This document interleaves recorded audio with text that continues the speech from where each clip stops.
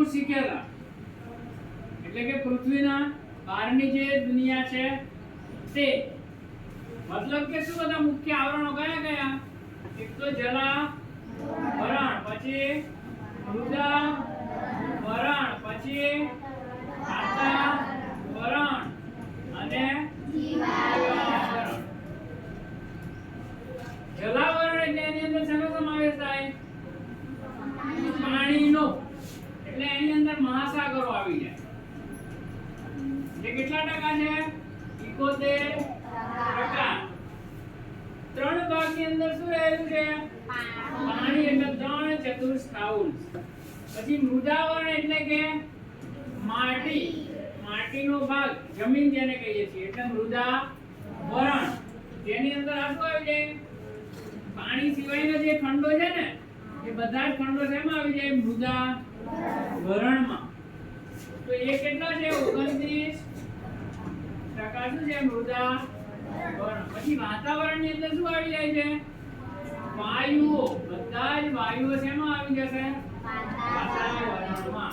જેની અંદર આપણે મહત્વનું છે O2 ઓક્સિજન અને CO2 કાર્બન ડાયોક્સાઇડ અને N2 નાઇટ્રોજન. મહત્વના છે સૌથી વધારે. નાઇટ્રોજન છે 71%. નાઇટ્રોજન કેટલો છે? 71%. ઓક્સિજન 21% અને કાર્બન ડાયોક્સાઇડ 0.04% શું છે? Carbon dioxide. આ વાયુઓ છે. અને જીવાવરણ, એની અંદર બધા સજીવો આવી જાય. જીવાવરણની અંદર શું આવે? બધા સજીવો. વનસ્પતિ શેમાં આવે? સજીવમાં આવે કે નિર્જીવમાં આવે? સજીવમાં. વનસ્પતિ શેમાં આવે? સજીવમાં. ચલો પંખો શેમાં આવે? સજીવમાં કે નિર્જીવમાં? સજીવમાં ના આવે. એટલે ગોળગોળ નહીં ફરતો? હા, એટલે ગોળગોળ ફરે છે ને? આનંદ ફરતો? સજીવમાં આવે નિર્જીવમાં? સજીવમાં કે નિર્જીવમાં? કેમ નિર્જીવમાં આવે? લાઈટ થી ચાલે છે. એના છે લાઈટ થી. ચલો મારા વાળે સજીવમાં આવે નિર્જીવમાં? એટલે સજીવમાં કે નિર્જીવમાં? આ હાથમાં જે કેવા આવે? સજીવમાં નિર્જીવમાં? મારા હાથમાં વાળ, ચલો એકાદો આવી ગયો, સજીવમાં આવે કે નિર્જીવમાં? નિર્જીવમાં કે સજીવમાં? સજીવ કે નિર્જીવ? સજીવ. ચલો હાથ આમ માથાથી નીકળી ગયો પછી વધવાનો છે? તો શેમાં આવે? જ્યાં સુધી માથા ઉપર છે ત્યાં સુધી શેમાં છે? ત્યાં સુધી વધવાનો. પણ નીકળ્યા પછી વધી જાય? ત્યાં વધતો નથી. કોઈ બટાકુ એના છોડ સાથે હોય ત્યાં સુધી એ શું હોય? અને લઈ લઈએ તો એને પાણી થોડી આમ શું કહેવાય, ભેજવાળા વાતાવરણમાં મૂકી રાખો બટાકો તો શું થશે? ઉગી જાય ને. એ શું થઈ જાય? તો તમે નિર્જીવ કહો. અમુક વસ્તુ એવી છે કે જેને સમજવી મુશ્કેલ છે. જેમ કે તમે ઘઉં છે ને, ઘઉંનો કોઈ કે ડબ્બામાં કે પીપમાં ભરી રાખો ને એને આપણે શું કહીએ? સજીવ કે નિર્જીવ કહેવાય? નિર્જીવ કહે છે ને. પણ એ જ ઘઉંને તમે જમીનમાં નાખી દો તો શું થશે? એને પાણીને આપો તો ઉગી જવાના ને. અમુક વસ્તુ સમજવું કેવું છે? મુશ્કેલ. એક કુદરતી છે કે એની અંદર પણ જીવ રહેલો હોય છે. એની અંદર શું રહેલો હોય છે? જીવ રહેલો હોય છે. સજીવમાં પણ પરિવર્તન થાય છે. તો આપણે બહારનું જોયું હતું, બહારની દુનિયા. હવે આપણે ક્યાં જવાનું છે? પૃથ્વીની અંદર. એટલે કે આ પાઠનું શું નામ છે? પૃથ્વીની આંતરિક રચના. પૃથ્વીની આંતરિક રચના છે અને ભૂગર્ભ કહેવામાં આવે છે. એને શું કહેવામાં આવે છે? ભૂગર્ભ. ભૂ એટલે કે જમીન અને ગર્ભ એટલે અંદરનો ભાગ. ભૂ એટલે પાણી ના રે. ભૂ એટલે પાણી થાય ને. હાલા કેતા ભૂ પીવું છે એમ નાના છોકરા નહીં કેતા ભૂ પીવું? ભૂ એમ કહીએ ને.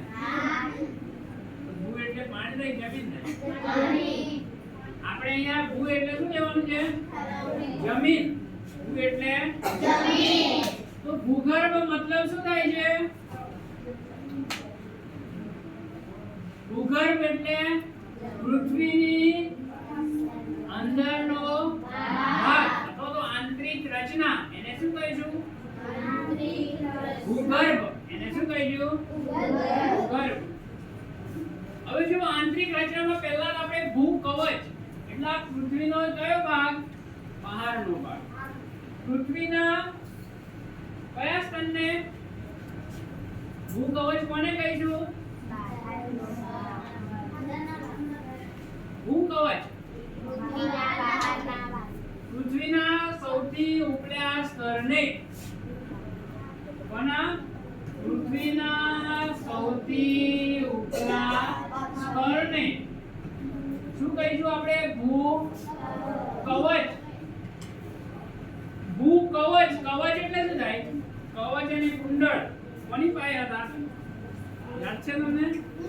કવચ કુંડળ કર્ણ પાસે હતા ને?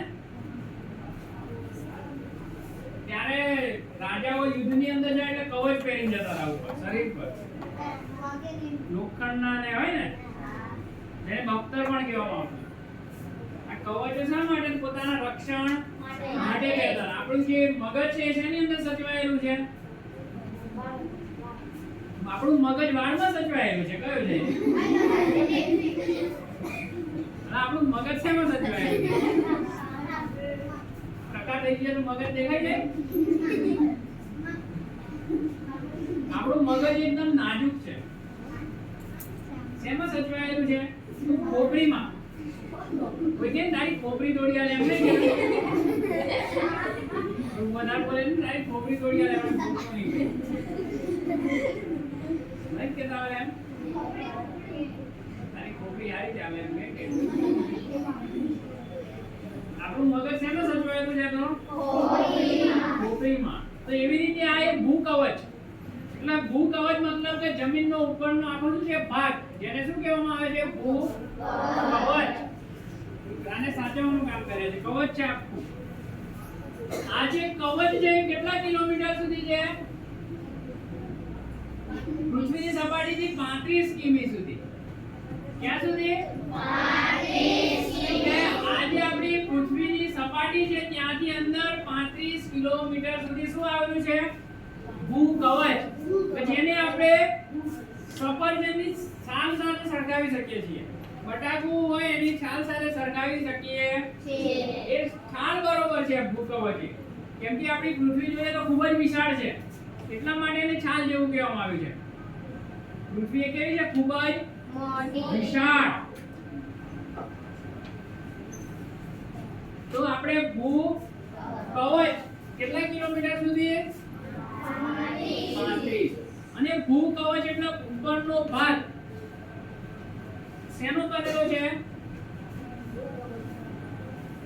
સિલિકા અને એલ્યુમિના. સિલિકા અને એલ્યુમિના જેનાથી આપણે એને શું કહેવામાં આવે છે? સિયાલ. કયા નામે ઓળખવામાં આવે છે? સિયાલ. કયા નામે? સિયાળ. અને શિયાળ. શિયાળ કયા કહે? શિયાળને યાદ રાખવાનું. નામે તો શિયાળ. સી એટલે સીમા. સી એટલે સિલિકા અને યાળ એટલે એલ્યુમિના. એટલે સિલિકા અને એલ્યુમિના નું શું બનેલું છે? પણ કયું આપણો જમીન વાળો ભાગ જે બહાર જોઈ શકીએ છીએ ને? પૃથ્વીનો જે જમીનનો ભાગ છે શેનો બનેલો છે? તો સિલિકા અને એલ્યુમિના. અને જે મહાસાગરો એટલે પાણી છે અને પાણી નીચેની જે જમીન છે એ શેની બનેલી છે? તો સિલિકા અને મેગ્નેશિયમની. મેગ્નેશિયમ એટલે એને સીમા કહેવામાં આવે છે. કોને? સીમા એટલે સિલિકા અને મા એટલે મેગ્નેશિયમ. તો મેગ્નેશિયમ. સીમા ધોરણ 8 માં છે ને? બસ સીમાને યાદ રાખજો. સીમા ગયા તો મહાસાગરમાં દબાઈ ગઈ. ઓકે, સીમા પાણીમાં દબાઈ ગઈ. એટલે સિયાલ અને મેગ્નેશિયમ. અને પેલાનું સિયાળ યાદ રાખવાનું. જમીન પર ફરતું હતું કોણ? શિયાળ. શિયાળ પર દેવું આવી જાય શિયાળ. સી એટલે સિલિકા અને યાદ એટલે એલ્યુમિના અને પેલા કોણ? સીમા યાદ રાખજો. ક્યાં ડૂબી ગઈ?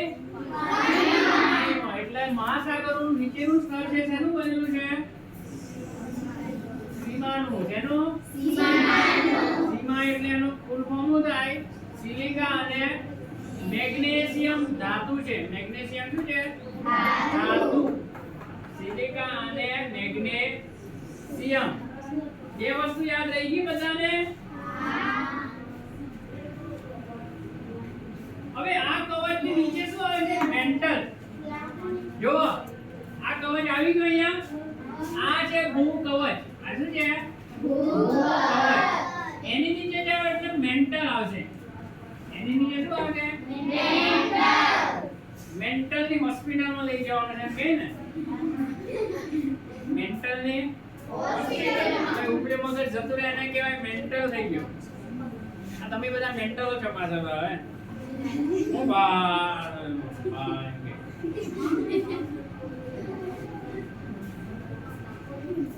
ઉપરી મગજ જાય એને શું કહેવાય? મેન્ટલ. ગાંડુ મગજ. ગાંડુ એટલે મેન્ટલ. ભૂ કવચ પછી શું આવે છે? મેન્ટલ. શું આવે? પેલો ભાગ કેટલા કિલોમીટર સુધી હતો? 35 સુધી. કેટલા? 35. મેન્ટલ તો જુઓ કેટલું બધું છે. 2900 કિમી સુધી હોય છે. કેટલું? 2900. વિચારો તમે 2900 એટલે કઈ જગ્યાએ? આપણે અહીંયાથી અમદાવાદ જાવ ને, અમદાવાદ ને 200 કિલોમીટર. અહીંયાથી અમદાવાદ કેટલા? 200 કિલોમીટર. અને આ કેટલા છે? 2900. કેટલા કિલોમીટર તમે જાવ ને કેટલું મેન્ટલ અંદર છે. ટાઈમ તમે અહીંયાથી 2900 કિલોમીટર સુધી દૂર જાવ ને તો 2933 શું છે? આખું ભારત દેશ કરો ને. તમે આ ભારત દેશ દેખાય? તો જો એનો પૂર્વથી આ ભાગ છે ને પશ્ચિમથી પૂર્વ એ 2933 કિલોમીટર છે. આયા આપણે ગુજરાતથી અરુણાચલ પ્રદેશ જાવ ને કેટલું અંતર જવું પડે? આખું મેન્ટલ છે. પાણી ક્યાં આયા? આની અંદર જવાનું છે. આ જગ અંદર તો પથરા ને બધું એ પાણી ખરું અંદર હો થોડું થોડું. પણ એ ભૂ કવચમાં જોવા મળે પાણી. પાણી ક્યાં જોવા મળે? અંદર જાવ તો અંદર તો પેલો બાપો બેઠે હોય જ્વાળામુખી. અંદર આ જે પછી ભૂગર્ભ આવે ને તો આખો કેવો છે? અંગારા જ્વાળામુખીનો બનેલો છે. અંદર જાવ એટલે તાપમાન વધતું જાય. અંદર ના જવા દે તમને. તમને એવી વાર વિચાર આવે કે અહીંયાથી જાવ ને અહીંયા બહાર નીકળી જાય. થાય ને એવું? જો આપણો ઉપર શું છે? ઉત્તર ધ્રુવ છે. ઉપર શું છે? અને નીચે શું છે? અહીંયા એન્ટાર્કટિકા આવેલો છે. બરફનો બનેલો આખો. કેમ કે અહીંયા સૂર્યપ્રકાશ જતો નથી એટલે બરફ જ ચાલે. પાણી ક્યાંય જોવા મળે નહીં. બરાબર છે. આખું જમીન ની જોવા મળે. આખું સફેદ સફેદ જ છે. બરફ જ છે આખું. અહીંયાથી તમે જતા રહો નીકળી જવાય બહાર?